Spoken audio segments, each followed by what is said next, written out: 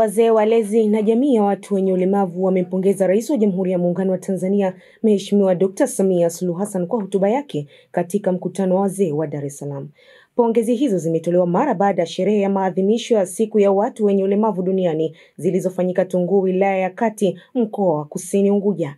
Amesema jamii ya watu wenye ulemavu ni lazima wafikiriwe kwa kila uamuzi utakaoamuliwa kutekelezwa nchini, kwani wao pia ni raia, wana haki kama raia wengine. Jamii, napenda kushauri kwa pamoja kwamba wasijengezana kwamba watu wenye ulemavu ni watu wa kusaidiwa tu. Isipokuwa watu wenye ulemavu ni watu ambao wanatakiwa kupewa haki sawa sawa na watu wengine. Kwa upande kama walemavu, kama mdogo wangu Jacqueline ambaye hawezi kutembea, maandamano yanaleta matatizo makubwa. Watu wanaweza wakakimbia lakini yeye hawezi kukimbia. Kwa hiyo yani yanaathiri pakubwa, licha hata ya walemavu, yanaathiri miundombinu, yanaathiri maisha ya watu ya kila siku. Kuna kama sisi wa Tanzania, mtu lazima utoke ndio upate kula. Kwa watu wanapofanya maandamano, ikiwekwa lockdown, kuna watu wanakufa njaa. Kwa hiyo yani siafiki kabisa mambo ya maandamano. Na muunga mkono Mama Samia, tayari ndo mama yetu, ndo rais wetu. Tusiwe na tabia za kuiga, tusiwe na tabia za kimiemko ambazo zinakwenda kuathiri jamii, lakini na uhai wa mtu, sababu uhai ni thamani. Amani inapovurugika basi hata uhai na thamani ya vitu au mali vinakuwa havipo.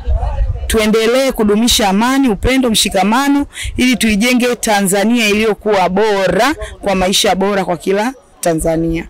Katika hotuba yake, Rais Dr. Samia alikumbusha jamii wajibu wa serikali katika kukabiliana na hali zenye sura kuondosha amani nchini kama zinavyoshughulikiwa duniani kote. Tunaapa kuilinda nchi hii na mipaka yake, kulinda usalama wa raia na mali zao. Na katika hali hiyo, nguvu inayotumika inaendana na tukio lililopo. Sasa